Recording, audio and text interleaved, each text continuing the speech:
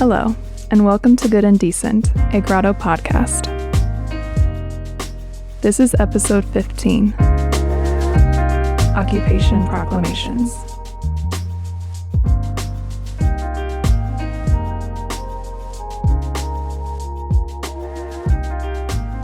Hello, senior video producer Josh Long here. Long time no see. You probably noticed already, but we've changed some of our branding and titling, and I wanted to be the first to tell you that we're adding a new podcast to this feed to coexist alongside Good and Decent. We hope to start dropping something in this feed every 2 weeks, and our new podcast, brand new podcast, called Don't Say Adulting, will be a big part of that. But more on that later. Today, on this episode of Good and Decent, we're going to talk about two people who chose the route less traveled. Two people who left a security net to pursue something greater.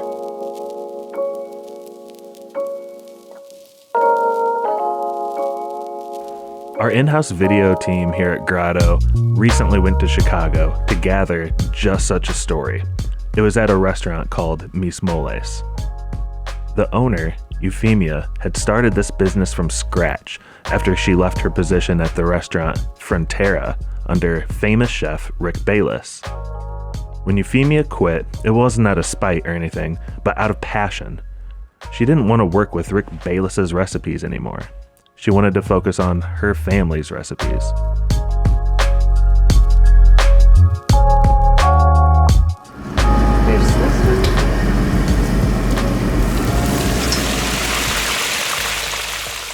My mom, very, very strong, and she had a big family too. So I remember everything from work hard and everything, and I'm trying like her. I'm trying to do everything like her because I worked so hard here for many, many years in the kitchen. I'm learning a lot of food and other jobs. But when I want to open my restaurant, before I think sell other food. But now, I say, why? I have the best recipes. The best recipes home. This whole story takes place in one of those small corner store Chicago eateries. You know, one of those buildings that sticks all the way out to the curb on both sides. We were out there dodging traffic to try to get wide shots of the building.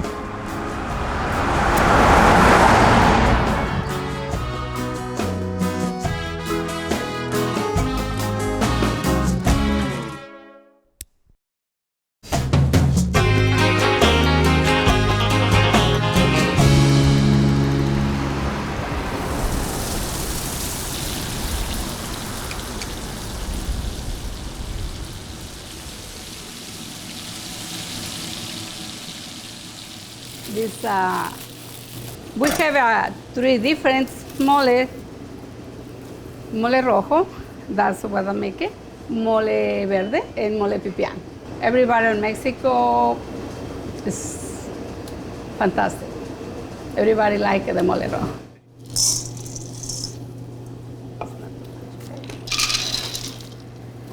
Okay, now the bananas.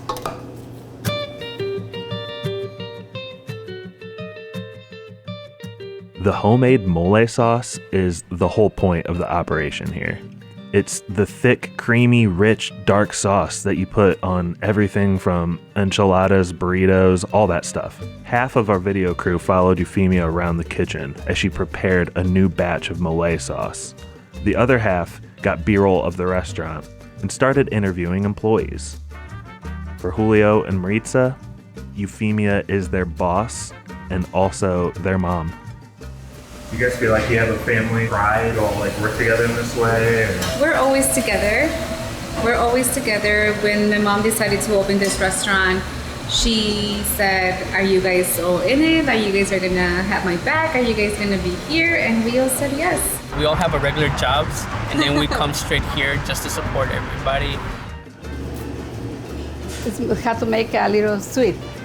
The banana and the chocolate and the raisins, it's gonna be a little sweet. Little cinnamon. And she is one of the only ones that memorize all the recipes. So she's one of the only ones. So when we go to parties or when we celebrate something, my mom is the one that makes the mole that reminds of grandma. So every birthday or Christmas, mole was our traditional to-go dish. Had to fry all peppers, so it's four different peppers.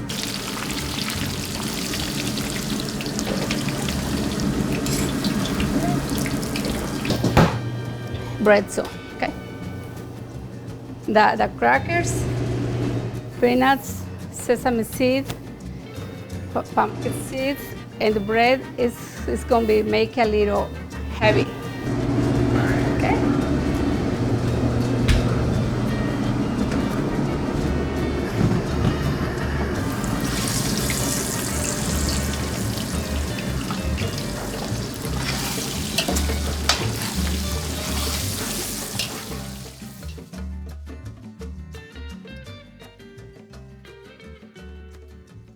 The other stuff is ready. Only the chocolate is going to be melted with the stuff warm.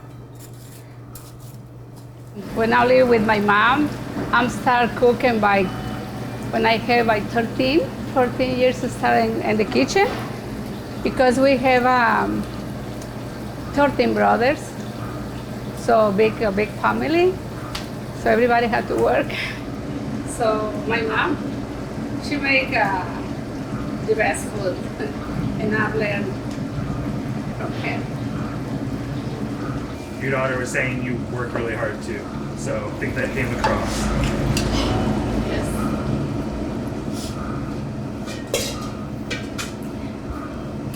Okay, so when this everything ready, I'm wait maybe 1 hour for the chicken broth.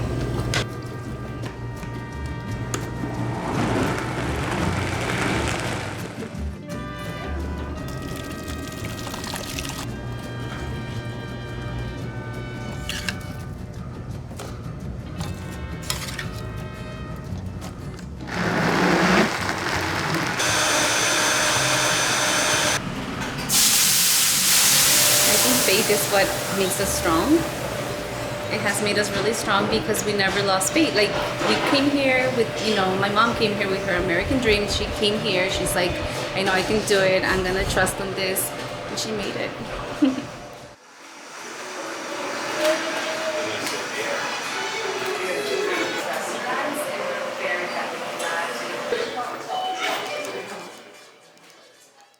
To see it finally be one of her dreams coming true, like, she's helped us so much that there's no way we couldn't even be here. That's what makes the family. Yeah. That's what makes family. So that's why. And I'm so happy because I have my daughters, my son, everybody in my family here every day, and my sisters and on the weekends. So happy. Before we packed up to head back to South Bend from Chicago, we got to eat the food. And if you listen closely, you might just hear producer Kevin DeCloedt enjoying his first bite. You just act like you're getting plenty of rice.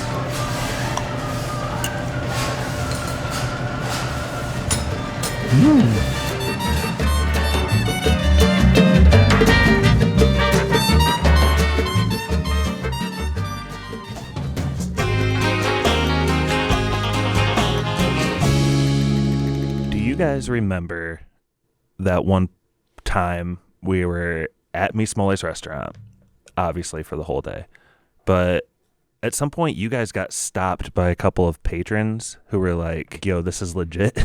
Yeah. No, they were talking to the people that worked there, and then they saw the cameras and they kind of looked at the camera, and he was like, this is the best Mexican food in Chicago. Yeah. And he also said, I've been everywhere, and this is the best. Like Johnny The best. Cash? I've been everywhere, man.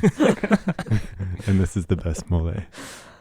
What else did they say? They got into a little bit of the Rick Bayless stuff too, didn't they? I think we barely caught it, but yeah, he mentioned the Bayless connection and just really talked up the food in Eufemia. So I know I looked him up now, Rick Bayless, but brother of Skip Bayless, which basketball I didn't realize. Sports analyst. oh, I didn't know that. Much maligned. I did not know that either, and I Oh. probably should have. So who's Rick Bayless? For those who don't know. I don't know, he's some chef guy. Okay. Rick That's Bayless as much as is I know, too. a very prominent chef in Chicago.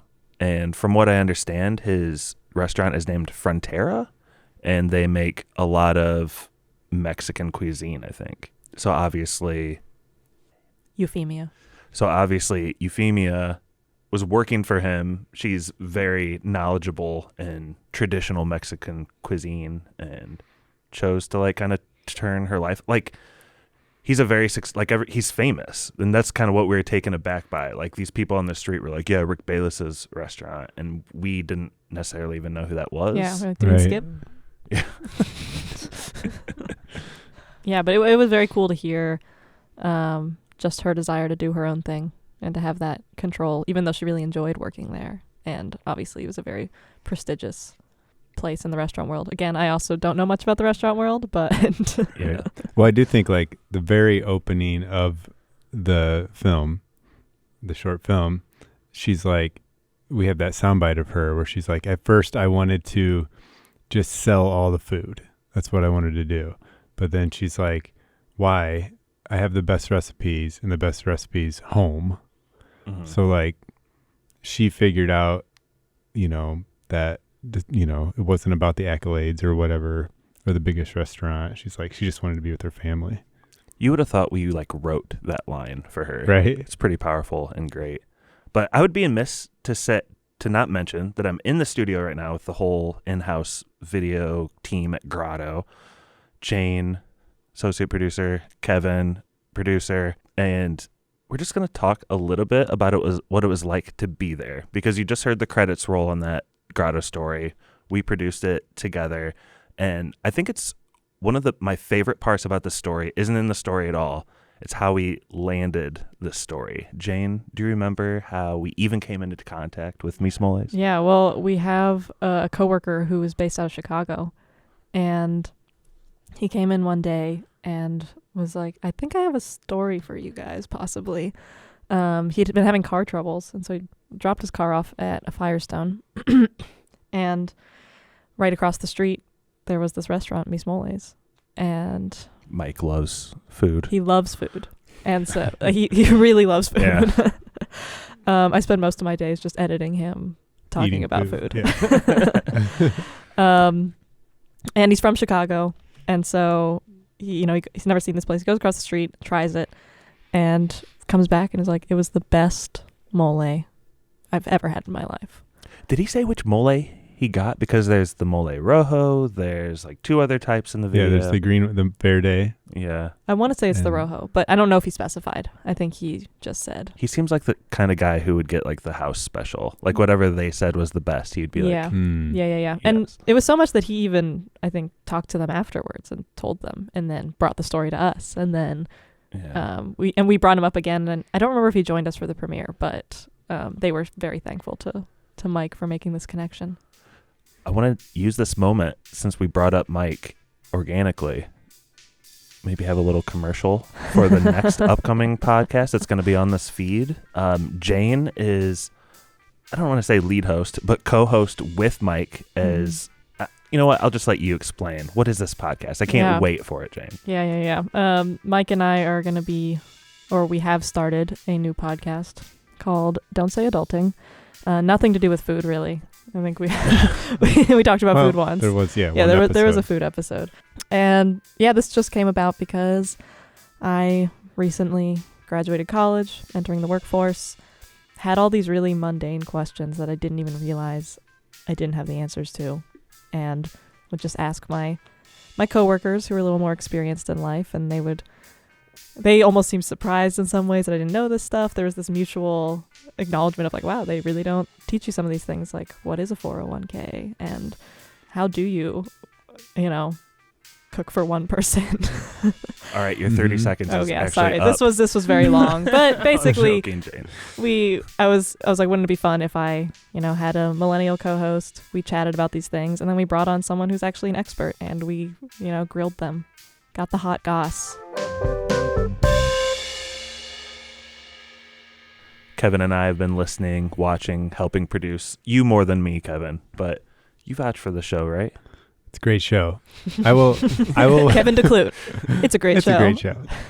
I will be laughing, trying not to be heard in the mics, while I'm switching the cameras and stuff. And then again, when I'm like going back and watching it a second time and editing it, you guys still cracking me up. So I feel like Jane's about to cry. It's a fun watch. I had to step away for a second. Going back to Miss Moles and our story here at Good and Decent, Kevin, you have covered tons of stories and businesses over the years. Was there a difference with Miss Moles? Like, we spent the day, our little micro crew, just kind of crammed into the restaurant. They were very, very hospitable to us, Extremely hospitable. Yeah. It was kind of like if you went to your friend's house and his mom was cooking and she was just like, try this. Like, you're not, just like your nicest friend's grandma was like there with us all day long. So yeah, it was different in that regard for sure. And any time you're in like a restaurant, you always feel like you're in the way. There's nowhere you can stand that's not going to be like where a hot pan is turning around Soup right in front of you. Yeah. So sizzling fajitas. Yeah. Everywhere. But so it'd be, even for a nice person, it'd be easy to like get like a glare if you're just standing in the wrong place at the wrong time. But they were just so nice about everything and having the cameras in there, and we tried to be, more fly on the wall a little bit, but you're in there with a little camera rig, you're obviously gonna be in the way a little bit. But yeah, they were great. This isn't a commercial for Miss Moles. We're not sponsored by them in any way, but you should really go there if you're in Chicago and it's like in your path at all. I think we all highly suggest the food and like the people. Yeah. And a great Firestone across the street. I don't know. Yeah, are you sure? He didn't review the car place, but He never mentioned that. You can. Firestone. It's kind of a 2-in-1 deal over there. We didn't do a story on the Firestone. One thing that I noticed too is like a lot of times patrons at a place you might be covering feel weird and like probably most likely don't want to be seen on camera eating or even what they're doing out in public. But it seemed like everyone we came across like wanted to tell us something about how awesome this place was. And we didn't include any of that. We didn't have any like forms for them to fill out. It was never part of our plan. Right. Like, yeah. And it wasn't like overly packed. This isn't like, the secret's out and everyone is like in line waiting for them to open every day at lunch. Like there's people in there, but it wasn't jam packed. But you're right. But the people that were there were like, yeah, this place is amazing. Like best kept secret type of thing. But I didn't even know, longer. I gotta admit, I didn't know what mole was when we started talking about this. Like Miss Mole, okay, is that like their name or like is that her name? And then wait, what? Is her name Miss Mole? Right, like maybe that's her last name, Mole. I had no idea what mole was. It's like Chef Boyardee, But then I realized, I've eaten this before. It's just like the sauce, but I had no idea like what went into making it. And that was like kind of our focus going into it was we want to get there early before they open to see like them make the mole and like everything that goes into it. And we talked to them on the phone. I think you talked to them, Josh, about like, okay, how long do we need to get there before they open? And it was hours. Like this, just to put like the sauce on the chicken, like takes hours every day. And it was just so many ingredients. And, when I was editing that part of the video of like her grabbing the ingredients and putting them in the bowls and stuff, it was like, okay, I didn't have it. It would have been like an extra 10 minutes of the film if I would have put in every ingredient, Yeah. like in the edit, because it was just like one thing after the next. Like, holy cow. It is like a And- kitchen sink recipe. Yeah. Yeah. And I still think that, and that was, I think, our most frequent comment on it was people being like, I didn't know this XYZ was in mole. Mhm. What's your guys' favorite thing in there? Well, I mean, the bananas were pretty awesome. That was Yeah, when she that threw was the pretty fun. bananas into the like hot oil or whatever. Mhm. Was- yeah. The sounds too, like all the sounds of everything was. I was weirdly fascinated with throwing bread into burning Yeah. oil. Right. Not burning oil, but bubbling. Yeah. Yeah. Just very strange. I don't know. And the chocolate.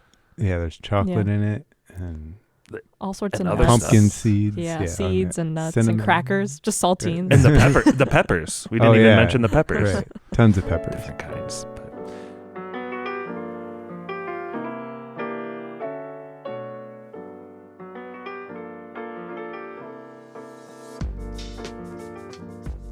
I think that's the difference between mole. Isn't it something about how they use the peppers? I don't quite know. I'm out of my depth here. I shouldn't have started the sentence, but I'm not sure. But pretty soon here, we're going to be tossing to another story about someone changing occupations based on like their passions. I was thinking about naming this episode Occupation Proclamation. occupational hazard. No. It's good rhyme.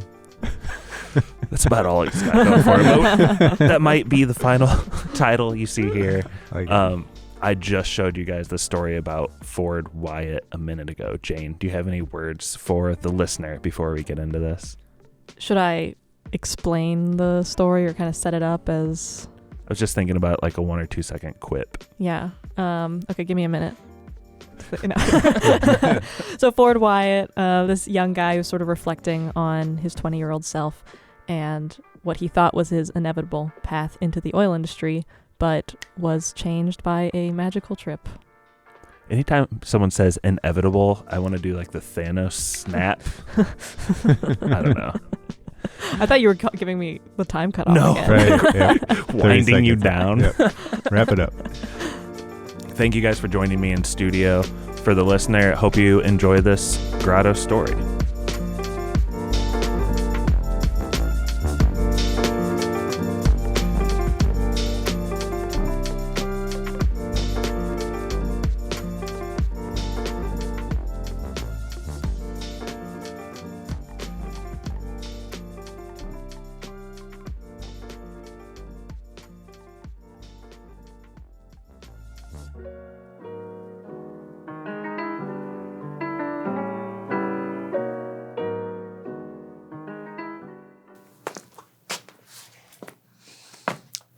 Imagine you're 20 years old and that your parents worked in the oil and gas business, your grandparents worked in the oil and gas business, and that you're about to take a summer internship in the oil and gas business. And you're wondering, is this for me?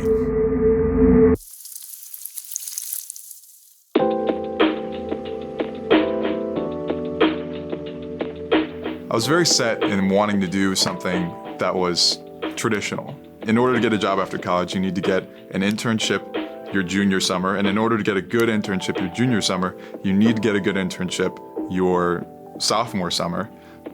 At the same time, you know, you always sit there and you ask, like, what else is there? What else can I be doing?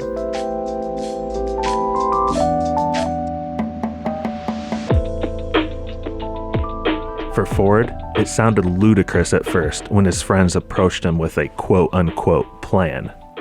They wanted him to spend the summer traveling and having fun. They'd be essentially thousands of miles away from any of the internships Ford applied to. So they came to me and said, Ford, we want to do this crazy backpacking trip through South America. They didn't really know what they were doing. They didn't know where they were going to be going or like what kind of adventures they were going to be having. They just wanted to go and just explore and experience. It sounded just, frankly, kind of incredible.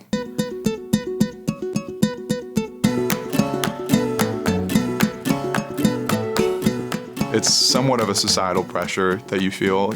If I was going to miss this summer, I would be passed up. Just another engineer that didn't have the same credentials as another engineer. My dad had said it's okay, my mom said it's okay, and so then I told myself, I think this is going to be okay.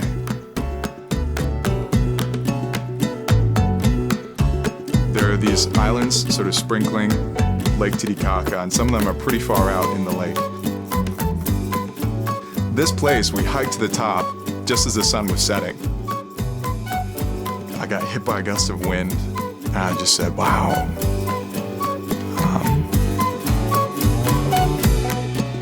It was absolutely gorgeous. Light just piercing through these clouds that were really like almost staccato. And the combination of like this deep blue lake and this bright orange, golden, yellow sun, it looked like it was just vibrating. It just had this incredible intensity to it.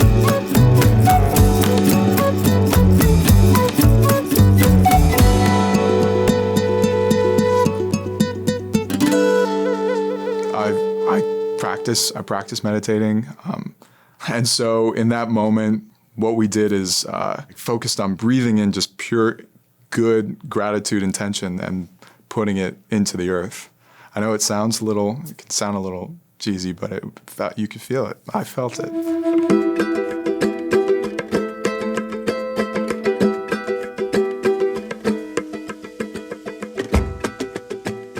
Thinking about just how much time it had taken for these islands and lakes and mountains to form. Millions of years, billions of years, and how little time that I was here. That made me feel small. We forget to see the big picture. We forget to see Earth as a whole, and we lose our sort of sense of self. Oil ran in my blood. It was what my family had done. I didn't really think of it as something, I don't want to say negative, because I still don't think of it as negative.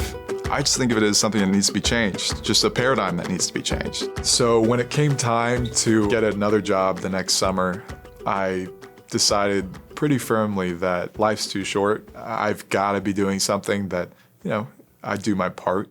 So I decided I love energy. I know energy. I've worked in energy, so I want to do renewable energy. My dad said, renewable energy is going to be harder. Is this really what you want to do?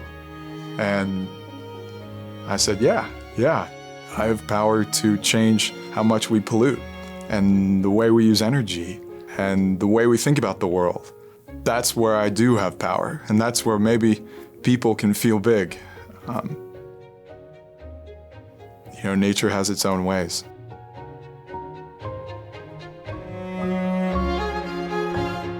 Grotto Network is Javi Zubi Zaretta, Director, Josh Long, Senior Producer, Jesse McCartney, Senior Content Editor, Becky Rogers, Art Director, Mike Rossetti, Senior Manager for Community Engagement, Adrian Garaldi, Social Media Manager, Michaela Douglas, Web Content Strategist, Kevin DeCloedt, Video Producer, Jane O'Connor, Associate Video Producer.